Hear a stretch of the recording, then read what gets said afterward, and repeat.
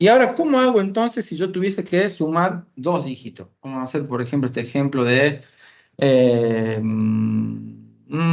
vamos a hacer una suma de 2 bits, un sumador de 2 bits. Vamos a hacer 0, 1, 1, 0. Vamos a hacer así. 1, 1. O sea que ya tengo 2 bits, ¿sí? Entonces, ¿cómo hago este suma? Bueno, la suma la hago y ustedes me ayudan. Decimos que 1 más 1, ¿qué es? 0 y me llevo 1. ¿Ok? Y acá hago 1 más 1, perdón, 1 más 0 es 1, más 1, que termina siendo 1 más 1, ¿qué es? 0, y me llevo 1 de nuevo. ¿Está? Y ese 1 después termina bajando, que para la suma acá quedaría como este 1 así. ¿No? Lo voy a poner en otro formato. Lo voy a poner en este formato y lo voy a encuadrar para que se vea que es el carry, ¿no? Este es el carry. ¿Ok? Entonces, bueno, ahí resolví la suma, ¿no? Esta suma que nosotros ya la venimos haciendo la venimos haciendo en papel. Ahora bien, a ver, le voy a hacer más chica para que yo pueda poner el circuito acá, porque esa va a ser la idea. A ver, y lo voy a hacer de nuevo acá, más chiquita. Voy a hacer acá, para que se vea mejor. 0, 1, 1. ¿Cuál fue la que hicimos? 1, 1, ¿no? 1, 1. Entonces, ponemos esto. Acá lo hacemos 1 más 1 es 0. Me llevo 1. Y acá es 0. Y me llevé 1 de nuevo. Y ese fue el carry que bajó. Ok, esta es la suma que yo tengo para resolver. Ok, ahora recién vimos que yo puedo armar el circuito, ya sabemos que hay acá adentro, entonces mi circuito va a estar compuesto por A y por B. ¿Y qué cosa tiene el circuito? Tiene una salida y tiene un carry, ¿no? Estamos hasta acá. Este es un sumador subset. Entonces yo puedo decir perfectamente que A es este A, porque esto va a ser A y esto va a ser B, es lo que vimos recién. Esta entrada de B va a ser esta B. Hasta ahí venimos bien. Entonces que en mi circuito viene un 1, viene un 1. ¿Y qué sale? Esta salida está colocada acá. ¿Sí? Hasta ahí estamos. Perfecto. ¿No? ¿Y tengo algún carry? ¿Y acá? ¿Qué pasó? Bueno, Y el hago carry otro no sería esto. circuito. Acá yo voy a tener otro circuito porque claramente no, se me hizo muy alto. Sigue un sumador de 2 bits. Yo con esto me alcanza y ahí me quedé. Me dice, pero no, yo hasta acá aprendí porque es un sumador, pero claro, este es un sumador de 1 bit. Ahora necesito hacer uno de 2 bits. Ok, listo, entonces agrego un circuito más. Entonces agregamos otro más que también tiene una entrada A, también tiene una entrada B, también tiene una salida y también tiene un carry. ¿Ok? Entonces, ¿qué hacemos con eso? Y acá fíjense a dónde está el tema. De que hasta acá me alcanzó, porque yo dije A es A, B es B, y esta salida es esta salida. Si yo me voy a la siguiente suma de columna, fíjense que acá tengo un problema. ¿Por qué? Porque este circuito no responde a esta lógica de suma. ¿Por qué no responde a esta lógica de suma? Porque yo acá tengo que sumar 1 más 0 más 1. Y yo tengo como entrada 2, y yo tengo 3 variables acá. Sería como entrada la del carry, profe. Entonces, exactamente, entonces ahí me estaba faltando un carry que le vamos a llamar carry in y este por ende va a ser carry out. ¿Ok? Entonces al circuito le está faltando en la operación este carry. ¿Y este carry cuál es? Es esta entrada. Entonces esta entrada va a ser ese carry. Pero no se haría en el otro circuito, profe, porque en el primero no podés tener un carry in. Sí, al revés, profe. Perdón, es la salida. El Claro, carry, porque en teoría no entra ningún carry en la primera suma. ahí va, es verdad.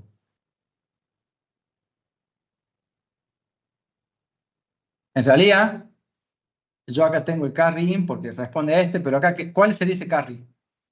Es este. Yo acá en la salida tuve 0, hice 1 más 1, es 0, esa salida es 0, pero esta suma me generó un carry. ¿Y ese carry cuál es? Es este carry out. ¿Sí? Y este carry out, que es justamente la suma de estos dos, ¿sí? Que es el carry out, ¿a dónde estaría entrando acá? No, hacer de nuevo esto. Yo tengo. Denme un segundito, porfa, que me está entrando una llamadita.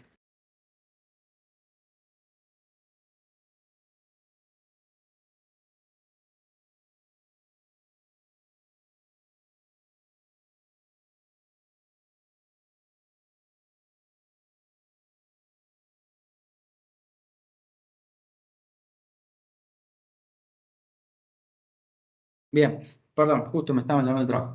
Bueno, entonces, recapitulamos. Dijimos que tengo una entrada, A y B, tengo una, hasta acá eso me alcanzaba, tengo una salida, pero esta suma me genera un carry para la siguiente columna. Y ese carry es el carry de salida, ¿sí? Ahora, ese carry de salida, ¿a dónde va? Bueno, ¿a dónde va ese carry de salida? Yo voy a tener A, voy a tener B, y también voy a tener un carry in. ¿Y ese carry in qué va a ser? Bueno, este va a ser A, porque este es A, entonces este A va a venir acá como entrada, este B va a venir acá como entrada, y este carry, que fue el carry de salida allá, va a ser carry de entrada de acá. ¿Y qué generó esto? Generó esta salida, la salida esta es esta, ¿y me generó un carry? Sí, este carry de salida de acá, el carry out es este. Ya me quedó medio confusa la gráfica, pero va ahí. ¿Se entendió hasta acá?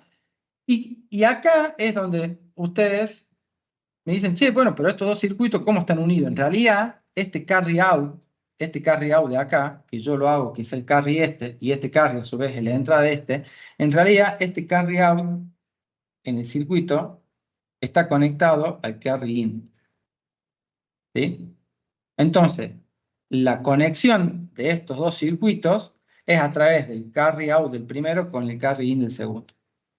Profe, ¿le puedo hacer una pregunta? Y dale. Cuando arranca que usted puso el primer sumador, ¿el primero no tendría un carry in o sí? También. También porque el circuito, ahí está, es buena la pregunta. En realidad el circuito siempre son iguales. No viene un circuito que tiene A, B y sin un carry. Todos tienen carry de entrada. Ahora, la respuesta concreta y técnica es que electrónicamente, desde electrónica, esto, digamos, nunca se pueden dejar las patillas de un chip sin conectar a nada. O sea, nunca las entradas no pueden tener una conexión. Las salidas sí, pero las entradas no. ¿Por qué? Y esto ya es una respuesta más de la electrónica, digamos, el comportamiento electrónico. ¿Por qué? Porque en los chips, las entradas que están abiertas, esto sería una entrada abierta, acá puede entrar un ruido. Cualquier interferencia que pueda entrar por una entrada de un chip puede generar un 1 o un 0, y eso puede generar un comportamiento incorrecto. Entonces, técnicamente, y esto es una respuesta técnica, no tanto el gráfico, pero sí técnicamente, esta entrada in, ¿por qué? Porque este es mi sumador sub 0 y este es mi sumador sub 1, ¿sí? Todos los sumadores son iguales, que tienen 3 entradas. Ahora, esta entrada, la primera entrada, no me sirve para nada, porque yo de este lado no tengo nada para acarrear. No tengo un carry de entrada, o sea, acá no tengo un 0 que acarrea acá. Entonces, ¿esto dónde va? A masa. ¿Sí? Gracias. Técnicamente, las entradas de un chip en electrónica, las entradas siempre tienen que estar cerradas. Si no se usan, van a masa.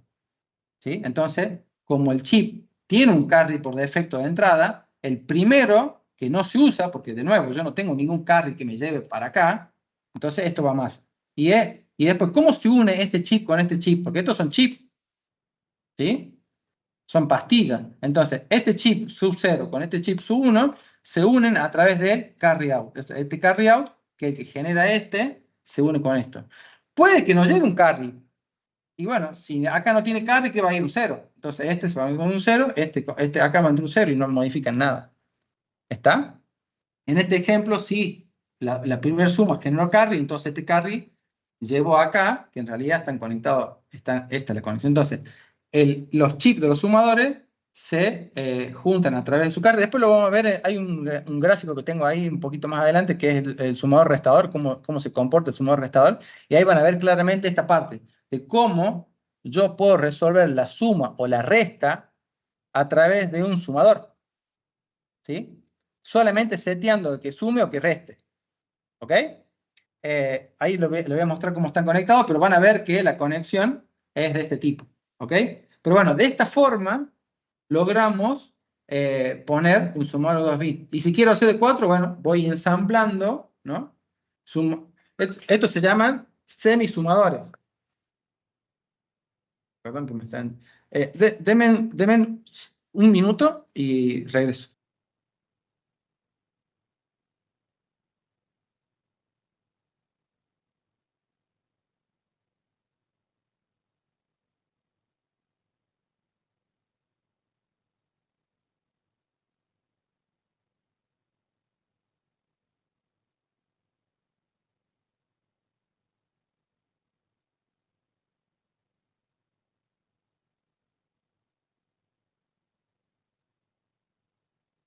Bueno, acá volví. Cosa que pasa en este momento. Bueno, entonces, lo que quiero representar con esto es cómo, a través de la suma que nosotros venimos representando, cómo se representa. Este circuito ya lo hicimos, ¿sí? El que acabamos de hacer. ¿Cómo hacer la representación de un sumador de un bit? Perfecto, ya lo hicimos. ¿Cómo sumar un bit? Ya vimos que con tener dos variables de entrada y dos variables de salida, suma y carry, yo ya puedo representar la suma de 2 bits. Ahora, si yo hago la suma de más de un bit, en este caso 2 bits, claramente ya necesito tener, esto se llama semisumador. Esto es lo que nosotros conocemos como semisumador. Ahora, si yo necesito más de 2 bits, bueno, es un sumador completo, ¿no? Entonces ahí pasamos a un sumador completo. ¿Por qué? Porque es lo que me permite sumar, o sea, me permite a través de la unión de más de un chip ir sumando más bits. Y para eso, ¿qué me hace falta? Bueno, claramente el circuito inicial, ¿sí? Como vimos en esta representación, me hace falta agregarle una entrada más para contemplar el carry in, que sería este. Entonces, ahora, ¿cómo hago el circuito de este sumador completo? Porque claramente se modificó. Yo acá antes tenía 2 variables y yo hice un circuito con 2 variables y 2 salidas, pero ahora tengo 3 variables. Entonces yo voy a tener que hacer una tabla que tenga A, que tenga B, que tenga C in, y la salida, ¿cuál van a ser? La salida y la C out. ¿Sí? Entonces, estas son mis entradas, estas son mis salidas. Y acá se completa 0, 0, 0, 0, 0, 1 y así, ¿no? Ahora la vemos en la tabla, pero básicamente, a partir de entender que ahora necesito 3 variables de entrada y tengo 2 variables de salida, puedo construir un sumador. ¿Sí? El sumador completo se construye de esa forma. ¿Ok? Entonces, de esta manera, ya podemos entender y comprender de qué. Ahora les comparto la pantalla, venga, como otra vez, y les muestro, bueno, esto es lo que vimos recién, ¿sí? Esto es lo que vimos recién, ¿no? Cómo hago un semisumador, sería esto, ¿no? Un semisumador, ¿por qué? Porque me permite, acá está todo esto que vimos recién, ¿no? En este slide, y cómo yo hago a partir de este, si yo quiero sumar más de un bit, voy agregando semisumadores, fíjense acá voy agregando semisumadores, lo voy uniendo, ¿no? Para poder construir un sumador completo, ¿no? Entonces, de esa forma, construyo el primer circuito combinacional, que sería un sumador, un sumador completo a través de la construcción de estos semisumadores, que es lo que vamos a ver ahora. Tiene su tabla de verdad. Acá fíjense que tengo A, B y el carry in, y tengo las el carry out, si quieren ponerlo de esta forma, que sería la salida siguiente y la salida, ¿no? Entonces hacen la combinación de todas las posibles combinaciones que tienen las entradas, cuáles serían la suma de esas, en qué carry me llevo. Esto genera dos circuitos de salida que vuelvo a hacer este circuito, ¿no? Entonces este circuito sería el que están en cada uno de los. Fíjense que acá tengo 3 variables de entrada y 2 variables de salida. Entonces este sería mi representación en cuanto al sumador. ¿Ok? Bueno, lo que les mostraba, lo que decía recién es que no vamos a tener tiempo, pero se los dejo a ustedes como práctica. Intenten aplicar a este circuito integrado, un sumador restador. ¿Qué pasa si entra A y B, que serían estos valores? ¿Sí? Estos dos valores binarios. Y fíjense que el circuito sumador-restador tiene esta forma. Y fíjense cómo el carry out se conecta con el carry in, ¿no? De cada uno. Tiene estas compuertas NOR, perdón, estas compuertas, las XOR, no, perdón, las NOR. Y acá, fíjense que en la unión del primer carry in es el que setea el valor. Si entra un 0, suma, o sea que si yo pongo un 0 acá y viajo un 0 por todo este circuito, ponen un 0 acá, después es lo que quiero que hagan, que no vamos a hacer tiempo de hacerlo ahora en clase, pero ustedes lo pueden hacer para poder lograr representar este circuito y entenderlo, digamos, ¿no? Entonces, acá, si vamos a sumar estos dos valores, o lo vamos a restar. Si lo sumamos, ponemos un 0 acá, entonces acá va un 0 fijo, ¿sí? Y acá tengo A y B, acá tienen A y B, y van haciendo ingresar los bits en cada uno de ellos y se van fijando cuál es la salida que tienen, ¿no? Entonces, en función de qué hacen, si suman o restan, el circuito siempre va a responder a esa misma lógica, ¿ok? Otro de los circuitos combinacionales que también son muy utilizados es los comparadores, ¿no? Y acá los comparadores tienen una lógica muy particular que tiene que ver, que es muy parecida a la lógica que nosotros usamos para poder usar, para poder aplicar estos comparadores. Fíjense que el circuito, ¿no? Tiene, se lo voy a mostrar acá.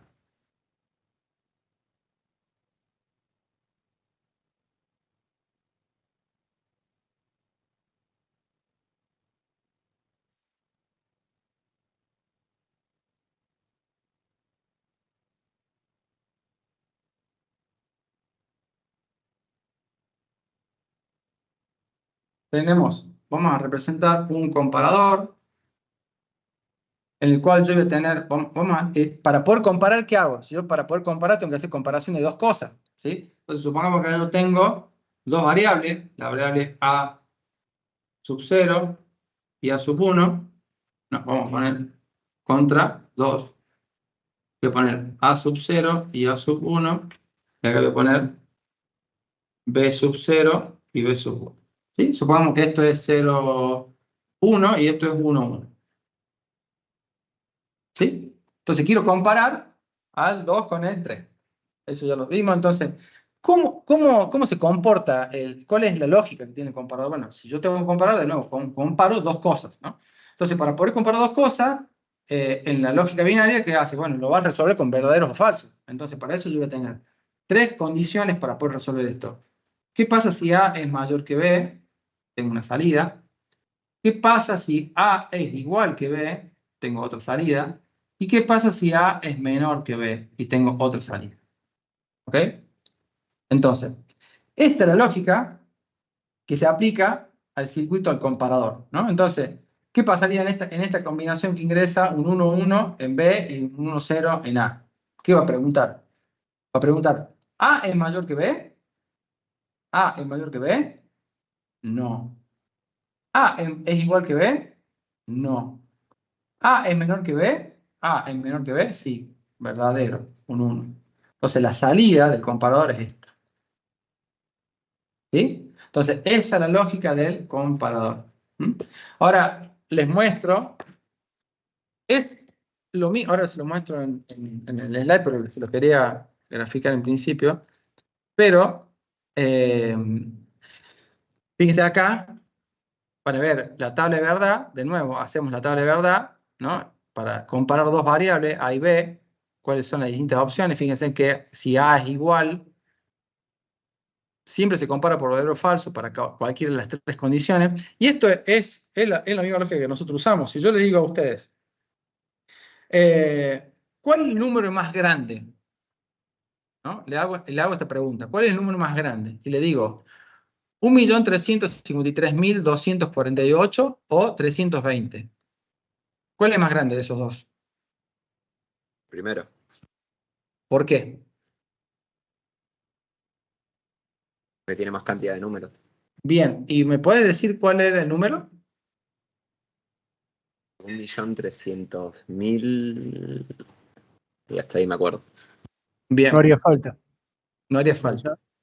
claro, la cantidad de dígitos que nombró supera la otra.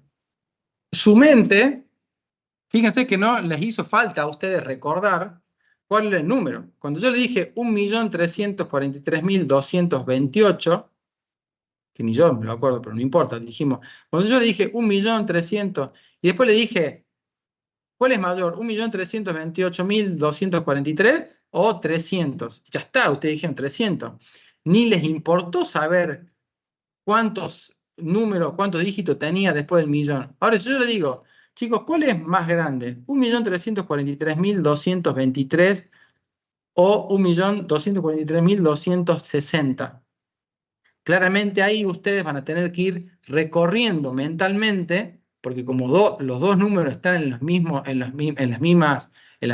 digamos, unidades, van a tener que ir recorriendo cada vez más los números para poder saber en dónde están las diferencias. Entonces, es la misma lógica que aplica el comparador, ¿sí? Fíjense acá que un comparador de más bits, en este caso tengo de 4 bits, ¿no? Un comparador de 4 bits, tengo estos que comparan con esto y estos que comparan con esto. Entonces, para poder comparar, primero, cuando nosotros unimos los chips, porque los comparadores vienen, la construcción de los comparadores a nivel de chip vienen de 4, entonces la lógica que utilizas es esa, ¿no? La lógica del verdadero o falso para poder resolverlo a su salida, ¿sí? Y esto se resuelve de la misma manera. ¿Qué hace? El primer chip va a resolver la parte más grande del número, ¿sí? Si yo le digo a ustedes 1.300.000, ¿sí? ¿Y cuál es más grande? 1.300.240 o 1.300.000 y dicen, che, bueno, el primer chip va a decir, che, 1.300.000 contra 1.300.000 son iguales. Entonces, este chip no puede comparar porque la primera parte del número entre A y B son iguales. 1.300.000 y 1.300.000 son iguales. Entonces le dice, che, tenés que comparar la segunda parte del número y se lo pasa al siguiente y le dice, 243 es más grande que 328, no, entonces sale por acá. ¿Sí? Porque la parte más pesada del número son iguales, entonces el chip responde, como están unidos, responde, le dice, che, la lógica la tenés que resolver vos porque es la segunda parte del número que hay que comparar, entonces se compara acá. Entonces, ¿qué va a pasar? Le dice, la primera parte del número, ¿cómo sale acá? 1.300.000, ¿qué dice esto? A es igual que B. Pero al ser A igual que B, la segunda parte no la sé, se lo deriva al segundo chip y le dice, che, ¿cuál es la respuesta? La respuesta es que es B más grande que A. Entonces la respuesta es B más que A. Entonces ahí es de esta manera. Esto, bueno, en realidad la conexión de estos dos chips, estas tres salidas acá, estas tres salidas se unen con estas tres salidas, ¿no? Un poquito más complejo el gráfico, pero lo que yo quiero que entienda acá, que es lo que más me importa a mí, es que se entiende el concepto de los comparadores. Los comparadores comparan de la misma manera que nosotros entenderíamos la comparación, ¿sí? Por peso. ¿Mm? Bueno, la tabla de verdad se construye en función de estas tres condiciones, A mayor que B, siempre, estas tres condiciones siempre, no hay más comparaciones, ¿no? Es la que nos hace falta para saber si un número más grande es igual o es menor, y tiene su tabla, su circuito lógico representado a través de esta tabla de verdad. Eso tiene que ver con los comparadores. Detectores de paridad, bueno, lo vamos a saltar por ahora, detector de paridad. Vamos a ver los codificadores.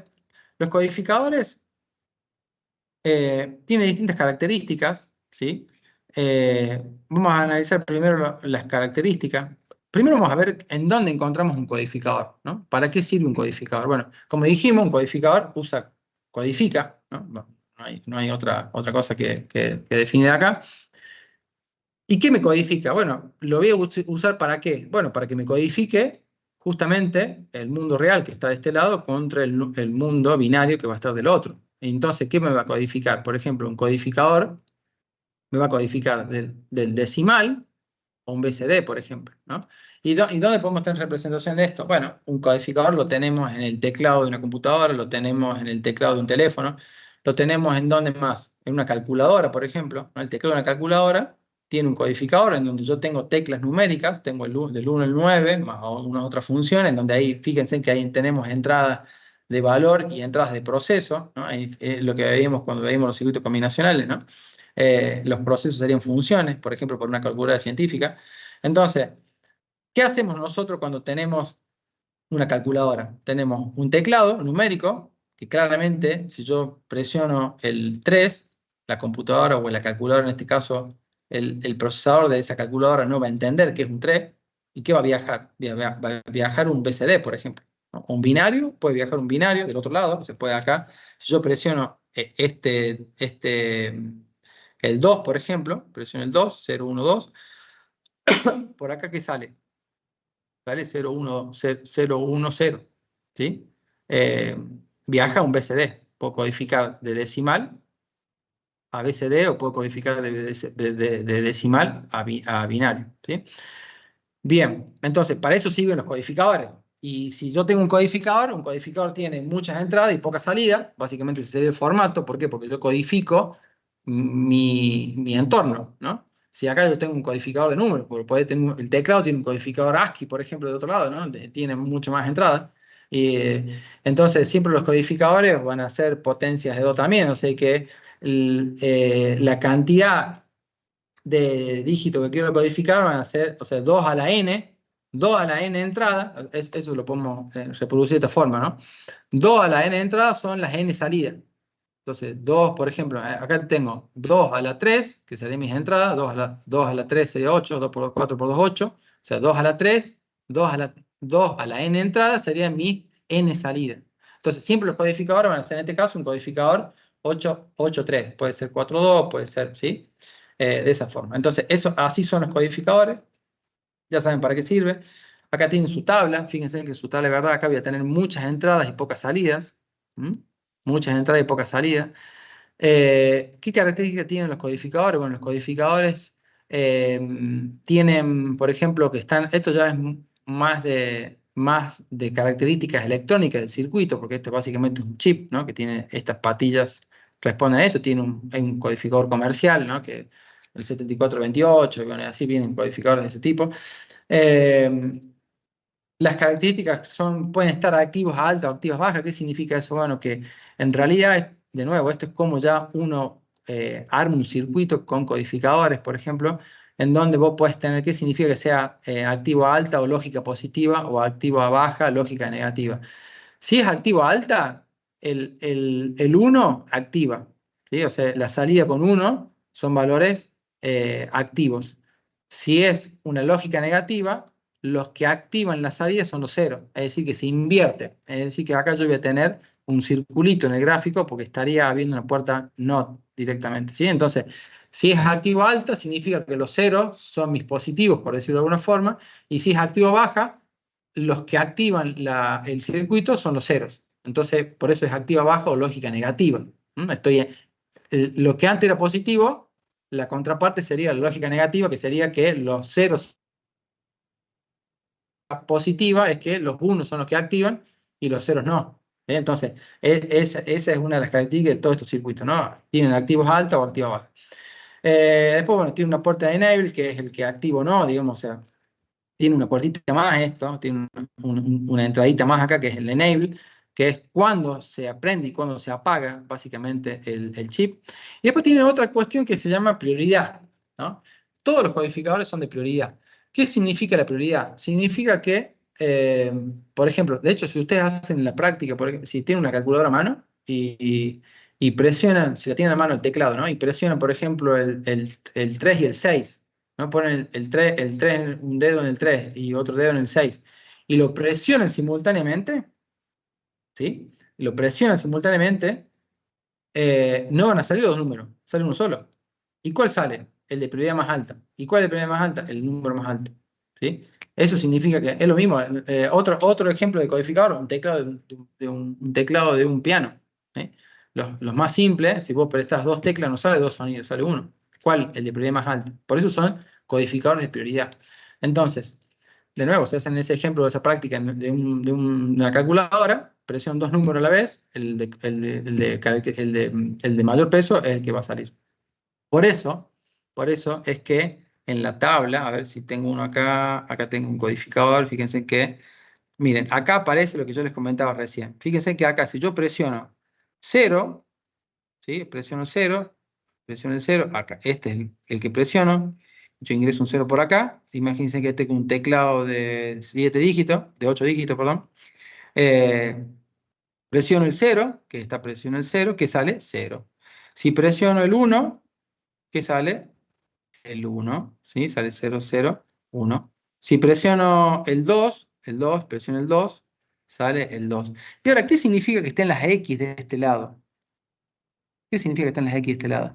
Bueno, justamente hace referencia a esta característica de los codificadores que son de prioridad. Entonces, ¿qué significa esta X? Que si yo presiono el 1, va a salir el 1. Y si yo presiono el 1 y el 0 no va a salir, va a salir el 1.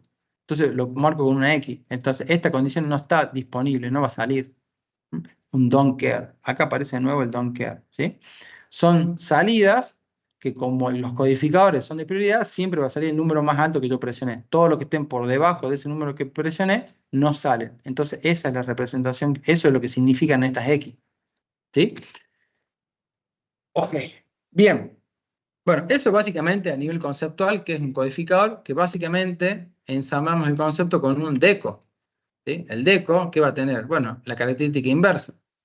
Fíjense acá, la característica inversa, el subcircuito, no va a tener muchas entradas, ¿no? A ver si tengo un gráfico. El deco va a tener el decodificador va a tener una representación inversa en el que yo tengo pocas entradas. Si yo tengo bueno, codificadores y descodificadores, digamos, tienen una lógica, es la misma lógica, digamos, ¿no? En el codificador yo puedo codificar el mundo decimal, con lo cual puedo tener, por ejemplo, volviendo al ejemplo de la calculadora, ahí tenemos los dos conceptos. Tengo el teclado, detrás del teclado que hay un codificador. ¿Por qué? Porque va a codificar los números decimales, lo va a codificar en BCD, ¿sí? Y eso viaja ese BCD, ¿a dónde viaja? A un dispositivo, a un descodificador. O sea que yo voy a tener en la entrada un codificador que codifica los números, el 3, el 4, el 5, el 8, ¿sí? Viaja a un BCD y los recibe, ¿qué? Un decodificador. Los recibe un decodificador. Fíjense que las entradas son las mismas cantidades que tiene un codificador del otro lado. O sea, fíjense que un codificador tiene muchas entradas, pocas salidas, y un deco tiene pocas entradas y muchas salidas. Entonces, ¿por qué puedo ser? ¿Qué ejemplo puede ser de esto? De pocas entradas, muchas salidas. Bueno, puede ser el clásico ejemplo de el codificador 7 segmentos. ¿Sí? Fíjense en este ejemplo, que es el deco 7 segmentos, que es, yo tengo este puede ser el display de una calculadora, por ejemplo, ¿no? En el que yo tengo el display, va a arrancar ¿por dónde? ¿Cómo hago para prender estas luces? Bueno, primero tengo un deco. ¿Por qué? Porque primero tengo un codificador que va a codificar si yo quiero presionar, por ejemplo, el 3, ¿no? Para que se encienda el 3, yo presiono el 3, el codificador codifica, ¿sí? Codifica el 0, 1, 1 como salida, viaja ese BCD, o binario en este caso, no importa, un BCD, tranquilamente un código, viaja el BCD y ese codificador lo recibe, ¿no? El 0110, lo recibe, y ¿qué dice? Tengo que prender las letras A, B, C, E y G. Entonces, hace y así, ¿no? Y acá, eso es lo que me termina definiendo cuáles son el comportamiento de, si quiero, no sé, presiono el 0. Bueno, el 0 va a transformar, ¿no? En este ejemplo va a prender todos los LED menos la letra G. Entonces yo presiono el 0, fíjense que yo presiono el 0, ¿qué prende? Prende A, prende B, prende C, prende D, prende E, prende F, y G no prende. G no prende, entonces represento el 0. Fíjense que acá tengo la tabla de los 9 dígitos decimales representado a través de su tabla BCD en una implementación con un decodificador BCD 7 segmentos. ¿Ok? Bueno, este es el ejemplo clásico que normalmente se lo ve en el práctico. Creo que hacen algunos ejercicios con esto. Bueno, entonces esa es la lógica. Esta es la tabla. Tengo en este caso un decodificador de 2 dígitos. De tener 4 tipos de salidas. Su circuito digital. Otro tipo de codificadores o de decodificadores que podemos tener, digamos, aparte del BC, porque un semáforo también puede ser un ejemplo, ¿no? En el que, fíjense, ¿por qué tiene que ser prioridad? Porque yo acá no puedo recibir 2 entradas simultáneas. Es decir, que yo no puedo recibir que prende el rojo y que prende el verde al mismo tiempo. Imagínense el lío que se armaría si yo prendo el rojo y el verde.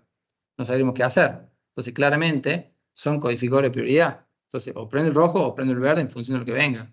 Bueno, y si hay algo que no está funcionando o una condición que viene de dualidad, tengo una luz de avería, ¿no? En este caso, una luz de intermitencia, ¿no? El dispositivo no funciona. Entonces, bueno, ahí tenemos de nuevo un codificador que envía una señal a un decodificador y ese decodificador sacó cada una de sus entradas. En este caso, fíjense que tengo un circuito de control de un lado que viene un codificador de este lado. Tengo un decodificador y un decodificador lo tengo en otro ejemplo, como por ejemplo en este semáforo. ¿Ok? Bueno, ese es otro ejemplo de lo que puede ser un deco de lo que tenemos en la vida diaria. Otro de los circuitos que también son interesantes conocer son los multiplexores. ¿Sí? ¿Qué es un multiplexor? Bueno, un multiplexor, bueno, entonces los codificadores y decodificadores ya vimos ejemplos de cuáles pueden ser. Los multiplexores, un multiplexor tiene una característica de que justamente, ¿qué hace? Multiplexa. ¿Qué significa eso? Bueno, esto lo tenemos, por ejemplo, en nuestros routers, ¿no? Los routers, los switches, ¿no? Todos esos dispositivos son multiplexores, ¿sí? Que lo que hacen es conmutar. Entonces, a ver, tengo un ejemplo que acá podemos ver a ambos casos. Me parece que en este. Bueno, lo muestro acá para que se entienda. ¿Cuál es la característica de su circuito? Bueno, el circuito está conformado por entradas, como todo circuito, tiene una salida, siempre el multiplexor va a tener una sola salida, ¿sí? Y tiene la característica para poder multiplexar, lo voy a mostrar acá porque ahí en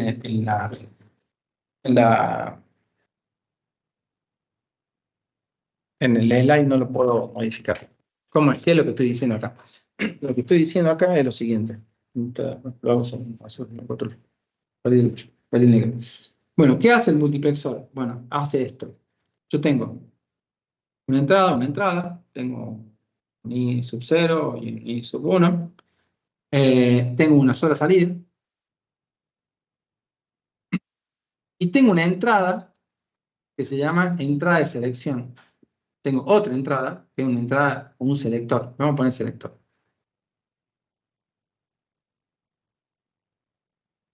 ¿Qué hace esto? Es exactamente igual que funcionan su router o sus conexiones a internet. Ese sería básicamente el ejemplo. Entonces, supongamos que acá ingresa un 0, 1, un 1, 0, un 1, 1, ¿no? Por este canal está ingresando 1, 0. Y si este selector activó a esta se conecta acá, ¿no? Este selector dice, che, esta compuerta, la que voy a abrir es esta. Entonces, ¿qué va a salir por acá? Va a salir todo lo que estés entrando por acá. O sea, por la salida o por la entrada, le vamos a poner entrada de esto, ¿no? Entrada sub 0 y entrada sub 1. Entonces, el selector lo que hace es decir, che, este es el 0 y el 1. El selector dice, che, activo el 0.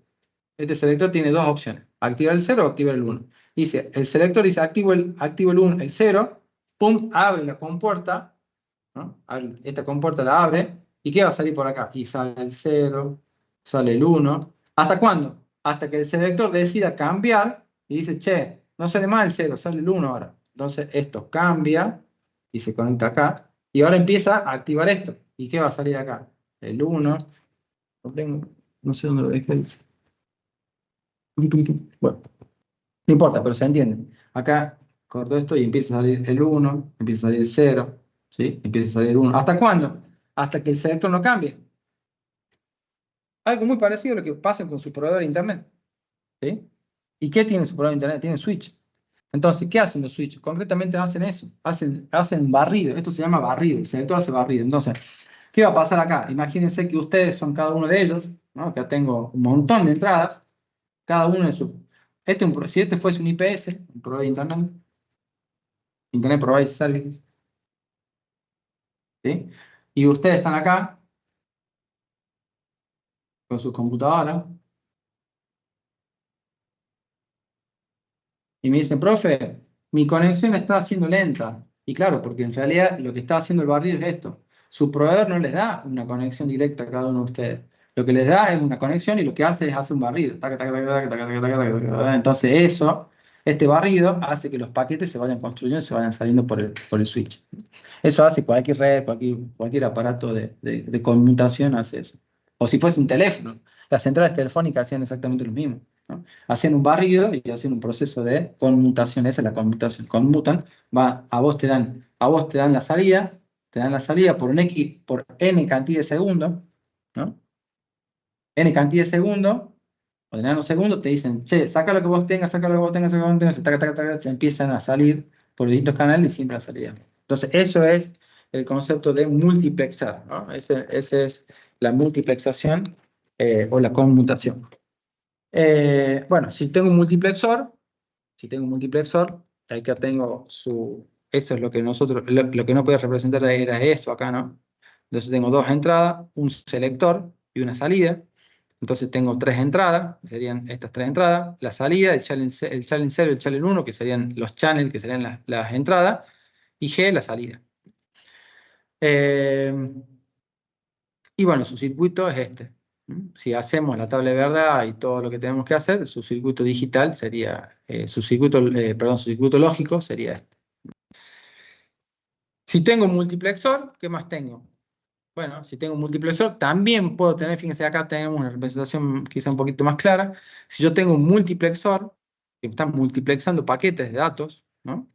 También voy a tener un desmultiplexor. O sea, un desmultiplexor que es el que va a hacer que se conecte a otros dispositivos. Entonces, de nuevo, esto después empieza, acá tengo un selector de paquetes, a dónde va la conformación de los paquetes de datos y a dónde va cada paquete, ¿no? Este llegó para acá, este X llegó para este lado. Entonces, empieza a hacer de nuevo, con la misma lógica, ¿no? La desmultiplexación, ¿no? Pero básicamente el concepto de multiplexar y desmultiplexar es exactamente similar al codificador y decodificador. Si uno codifica, el otro decodifica, este multiplexa y desmultiplexa, ¿no? O sea, pero bueno, como tal, en realidad como tal, tenemos en concreto, como equipo, si lo queremos materializar al concepto, tenemos un router, tenemos un switch, ¿sí? Tenemos esos dispositivos que lo que hacen básicamente es tener channels de entrada, un selector que va a indicar cuál va a ser el channel de entrada que va a estar activo, y tengo una única salida que es por donde estoy sacando el dato, ¿sí? Bien. ¿Dudas hasta acá? Profe, Sí. una consulta. ¿Y cómo el demultiplexer sabe de qué canal vienen los datos del otro multiplexor? Porque los paquetes no viajan solamente binarios, los paquetes vienen con cabeceras. Hace de cuenta que viene un paquetito como si fuese un sobre, ¿no? Este manda una carta. En la carta no solamente viene la carta escrita, sino que viene un sobre. Y en ese sobre es lo que lo vas a ver cuando veas redes. Hay una materia de redes que ahí te vas a cansar de ver todo esto, pero te doy el contexto más teórico. Hace de cuenta que un paquete es una carta, para llamarlo de una forma, una carta de la vieja forma, ¿no? ¿Y la carta qué tiene? Primero tiene el contenido, que sería el contenido de la carta precisamente dicha, el texto. Pero además ese sobre, ¿qué más tiene? Tiene la dirección, el nombre, hacia dónde va. Esa sería la cabecera. Entonces, el contenido del sobre, que sería la carta, el paquete de datos, que es lo que yo quiero transportar. Pero el paquete tiene siempre una cabecera que es hacia dónde tiene que ir. Y ahí es donde está esa es la lógica que usan los multiplexores para poder saber hacia dónde va cada paquete. Porque si no, imagínate que iría para cualquier lado. Entonces, los Profe, paquetes una no solamente consulta. están conformados por binarios que forman los datos, sino que están conformados por puntos de control. Bueno, eso lo hubiésemos visto quizás cuando se hubiésemos podido ver Hamming, por ejemplo. Ahí te das cuenta de que los paquetes de datos tienen puntos de control. Por ejemplo, cuando ves Hamming, te das cuenta de que el paquete está conformado por puntos de control en la conformación del binario. Tiene puntos de control. ¿Por qué? Porque cuando se envía, el decodificador que lo recibe puede identificar si ese paquete de datos, a través de detectores de paridad, ¿sí? Ustedes saben que la paridad, recuerden que la paridad puede ser la paridad par o la paridad impar, ¿no? La paridad par es cuando la cantidad de uno es par y la paridad impar es cuando es impar. Básicamente no hay mucho para explicar de eso, pero en Hamming se ve claramente eso, ¿no? O sea, los detectores de paridad, por eso se llaman detectores de paridad, pueden detectar si un paquete llegó fallado, por ejemplo, ¿no? Entonces lo que hacen es pedir un reenvío de eso, ¿no? ¿Y eso a qué nivel se hace? Por eso digo, ya lo vas a ver cuando veas redes, eso se hace en las distintas capas de comunicación. Vos tenés estos equipos tienen capas, ¿no? Del modelo OSI, ¿no? Entonces, en la capa de transporte te vas a dar cuenta de que cuando las capas más altas no resuelven, a nivel más bajo te dicen, che, necesito retransmitir. Pero esto lo estamos resumiendo, digamos, acá. Es como que mandamos cajitas, pero cada cajita tiene su complejidad en el momento de lo que es la comunicación en sí. ¿Sí? Bueno, ahí estamos finalizando, digamos, básicamente acá les dejo una serie de ejercicios y se explica cada una de las partes del formato IEEE. Bueno, acá miren, acá tienen una práctica, ¿no? Para poder hacer, explique cuáles son los formatos, definen las funciones canónicas. Bien, miren, esto está bueno, definir las funciones canónicas. Explique qué es un circuito combinacional, bueno, eso también lo vimos ahora. En el circuito semisumador que comporta la lógica produce un acarreo. Mirá, bueno, acá tienen varias preguntas que les pueden ayudar a ir orientando. Les propongo lo siguiente, repasen, no lo hagan esto ahora, no lo hagan. Recapitulen, vean lo que vimos y después tómenlo a ver qué tantas respuestas dan a esto como un primer intento de ensayo, ¿sí? A ver cómo les sale en la primera parte, ¿ok? Ahí también en los slides hay otras prácticas que también se lo dejé en según los temas. Pero bueno, acá correctamente ya vimos lo que son los sumadores, el sumador restador, que es básicamente una conjunción de sumadores y cómo se setean, vimos los comparadores, vimos los codificadores, decodificadores, multiplexores, ¿qué más? Bueno, nada más, con eso cerramos, al menos es lo que me interesa que sepan de los circuitos combinacionales, ¿sí? Creo que en la práctica tienen algunos ejercicios más para poder entenderlo, pero bueno, lo que me interesaba a mí que ustedes conceptualmente entiendan de qué se trata los dispositivos estos combinacionales, ¿ok? Bueno, ¿dudas? Así vamos cerrando.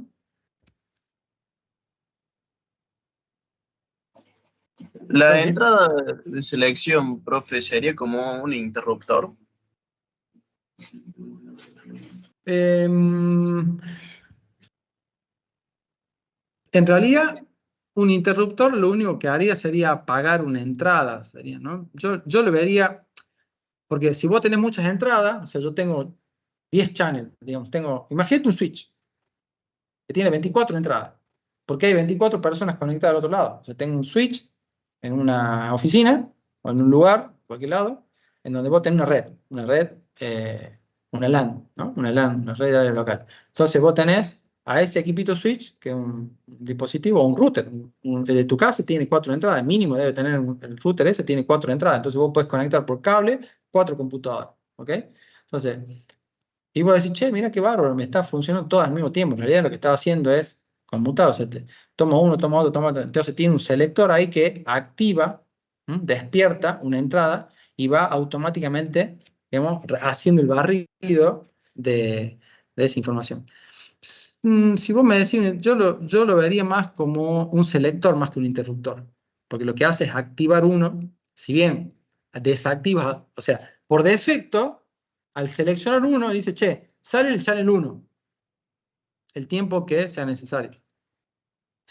Fíjate vos que si vos, ¿cuál es la sensación si vos en la zona más urbana suele pasar esto? Cuando vos te conectas a internet a las 9 de la noche, ¿qué pasa? Tenés una sensación, che, el internet está lento. ¿Por qué? Y si te conectas a las 4 de la mañana, ¿qué pasa? El internet está rápido. ¿Y qué está pasando ahí? En realidad, tu switch no es que está lento, en realidad, o que tiene que atender más personas. Y esas personas están transmitiendo datos. Ahora, el selector no deja de hacer selección. Lo que pasa es que cuando hizo el barrido, los paquetes que hicieron para abajo a las 4 de la mañana, hubo un montón de gente que no está transmitiendo nada. Entonces, vos tenés la sensación de que el barrido, vos tenés todo un canal dedicado para vos. Mentira, no tenés ningún canal dedicado para vos. Eso hacen los IPS, digamos. Por eso, salvo que vos contrates un canal dedicado. Entonces, si vos tenés un canal dedicado, te dicen, bueno, tu ancho de banda va a ser tal, y ese es tu canal dedicado. Como la mayoría tenemos servicios que no son canales dedicados, ¿no? Tenemos un ancho de banda que es ficticio. Vos decís, che, tengo 300 megas. Ponele, tenés 300 megas. Tenés 300 megas en distintos nanosegundos de tiempo, digamos, o sea, en fracciones tenés cosas. Yo tengo 300, pero cuando me activan, ¿pero cuánto tiempo tengo 300 megas? La cantidad de tiempo que me asignaron en ese momento. ¿Está? Bueno, esa es más o menos la lógica de cómo funciona. Entonces, por eso es un selector. A vos, te selecciona a vos y vos sobre el que hablas, hasta que te apagan el micrófono. Entonces, si a mí me seleccionaron, por ende me establece un puente, por ende, los otros están apagados. En realidad están apagados por defecto, porque no. ¿Está? Bien, profe, gracias. Sí, quedó claro. Bueno, me alegro. ¿Les sirvió la clase? ¿Les fue útil? ¿Alguna devolución? ¿Alguna cosa Sí, que profe. no hayan entendido? ¿Se entendió? Traté